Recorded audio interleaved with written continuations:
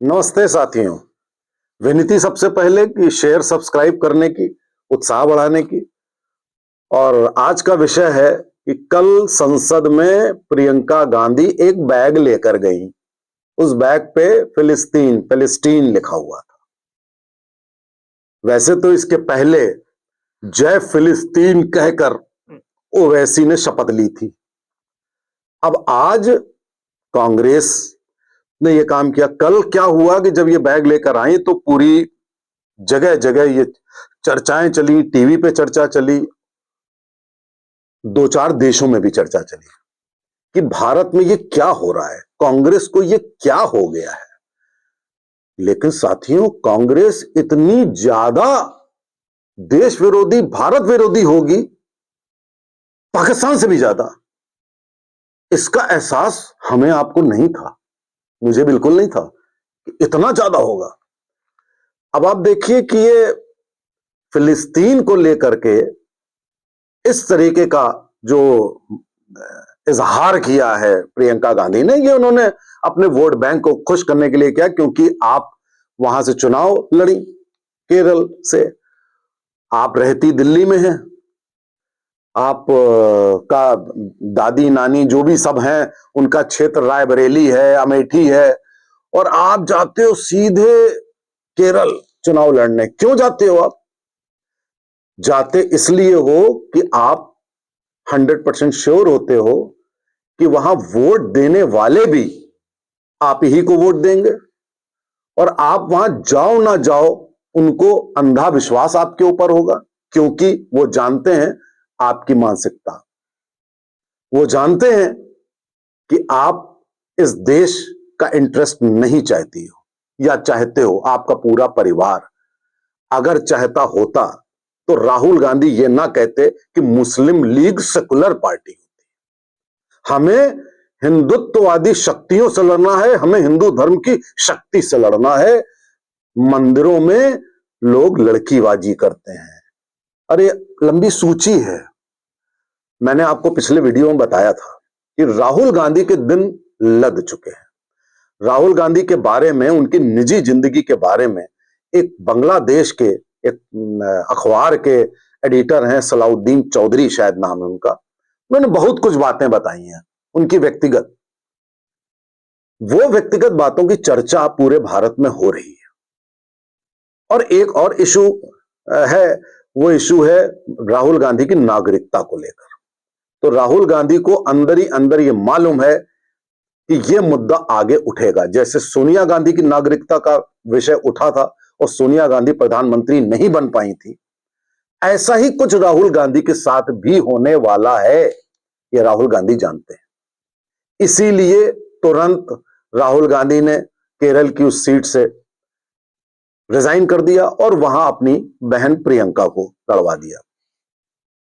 अब प्रियंका भाई बहन पहुंच गए। अब बागडोर प्रियंका गांधी नहीं, प्रियंका वाड्रा ने संभाल ली। भारत विरोध की, हिंदू विरोध की, सनातन विरोध की, बस इतनी कसर रह गई है कि शायद पाकिस्तान जिंदाबाद नहीं बोलती, इतनी कसर रह गई है।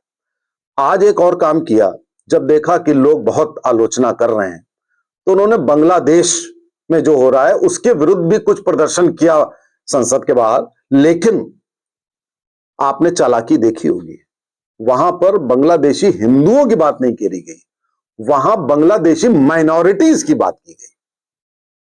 माइनॉरिटीज में क्रिश्चियन को शामिल कर लिया गया, जबकि क्रिश्चियंस टारगेट पर नहीं है बांग्लादेश में। इक्का दुक्का होगा तो मैं नहीं कह सकता, लेकिन कोई टारगेट पे नहीं है।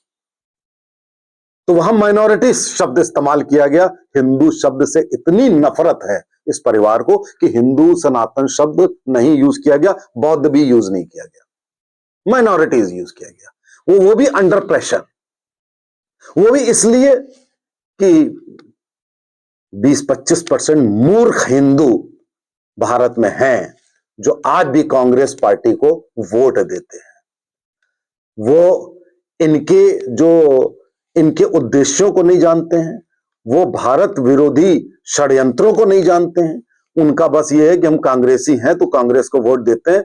वो, मुझे तो ऐसा लगता है कि कहीं कल्पना कीजिए कि भारत में 100 करोड़ हिंदुओं का कत्ले आम हो रहा हो आतंकवादियों द्वारा जगह जगह, मुझे लगता है तब भी 20% मूर्ख हिंदू कांग्रेस को वोट दे रहे होंगे और यही कांग्रेस खुश होकर कह रही होगी कि नहीं ये तो सही हो रहा है।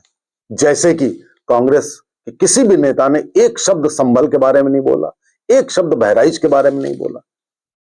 बहराइच के जुलूस पर किस तरीके से पथराव हुआ, किस तरीके से एक लड़के की नृशंस हत्या हुई, कांग्रेसी ने एक शब्द नहीं बोला।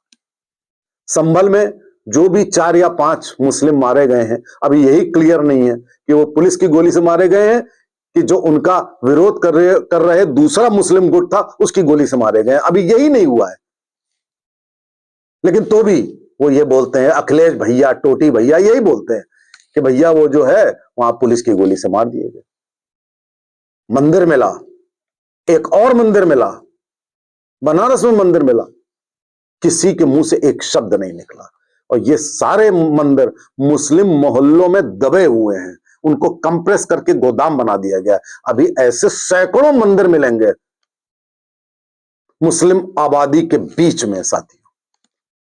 तब आप क्या कहोगे? तब सर्वे की बात और कोर्ट की बात और मस्जिद है कि वो मंदिर है, तब तो तुम कर नहीं पाओगे। तब तो सामने सामने तुम्हें एक कमरा दिख रहा होगा, वहां भगवान की मूर्तियां दिख रही होंगी, तब तो कुछ कह नहीं सकते, जैसे कि संभल में कुछ नहीं कह पा रहे हो। तो साथियों, ये जो कांग्रेस का षड्यंत्र, जो कांग्रेस की स्थापना एक विदेशी ने की थी, किस लिए की थी? ताकि 1857 जैसी गदर दोबारा ना हो, इसलिए स्थापना हुई थी। और उसका उद्देश्य था कि किसी तरीके से इंडियंस को एक प्लेटफॉर्म दे करके इनको बेवकूफ बनाओ और इन्हीं से देश विरोधी काम कराओ, और कराए गए। नेहरू से, गांधी से, सबसे डिवीजन कराया गया, देश विरोधी काम कराए गए, वोट बैंक की स्थापना की गई, भारत को बर्बाद किया गया, भारत की संस्कृति, शिक्षा, सब कुछ बर्बाद किया गया। तो आप जरा सोचिए कि कांग्रेस का ये इतिहास रहा है, बीच में 1-2 कुछ काम हो गए होंगे तो हो गए होंगे। आज कांग्रेस एक्सपोज हो गई है सोशल मीडिया से, टीवी से और इस इलेक्ट्रॉनिक युग से। तो अब कांग्रेस, ये लोग सोचते हैं कि बेवकूफ बना लेंगे। कैसे बेवकूफ बना लोगे? आज तुम पैलेस्टीनियन बैग लेकर के तुम सोच रहे हो कि चंद 10-15 कॉन्स्टिट्यूएंसी के लोगों को खुश करके वहां पे तुम 10-15 सीटें जीत लोगे, तो तुम क्या बाकी सीटें भी जीत जाओगे? क्या सत्ता मिल जाएगी? क्या कभी नहीं मिलेगी। आप कब से बिलो 100 आ रहे हो भाई? आप कब से एक अरसे से बिलो 100 सीट ला रहे हो? अभी अब की बार जो बढ़ी वो तो डीप स्टेट की बात थी, वरना आप 50 से ऊपर नहीं आते। तो साथियों, ये स्वयं भी आत्मघाती कदम उठा रहे हैं, ये स्वयं का भी नुकसान कर रहे हैं। और कहीं मान लीजिए, एज्यूम करिए, कल्पना कीजिए कि कहीं वास्तव में गजवाए हिंद हो जाए, तो सबसे पहले कौन मारा जाएगा? हम आप नहीं, यही लोग मारे जाएंगे। क्योंकि आज भी जहां मुस्लिम बाहुल्य क्षेत्र होता है वहां पे कांग्रेस या अखिलेश भैया नहीं जीतते हैं, वहां ओवैसी या कोई इंडिपेंडेंट मुस्लिम जीतता है। उनका उद्देश्य नहीं है, वो उनके लिए ये भी काफिर है। ये बात इनको समझ में नहीं आ रही है साथियों। भारत एक ट्रांसफॉर्मेशन फेज में है। भारत का ट्रांसफॉर्मेशन तेजी से हो रहा है, पूरी दुनिया का हो रहा है। राष्ट्रवाद, सनातन पूरे भारत में ही नहीं पूरे विश्व में फैल रहा है। नकारात्मक, हिंसक, खून खराबे वाली संस्कृति का नाश भी होगा, ये लोग भी खत्म होंगे। ये आप लिख के ले लीजिए। नमस्ते, जय हिंद, जय भारत।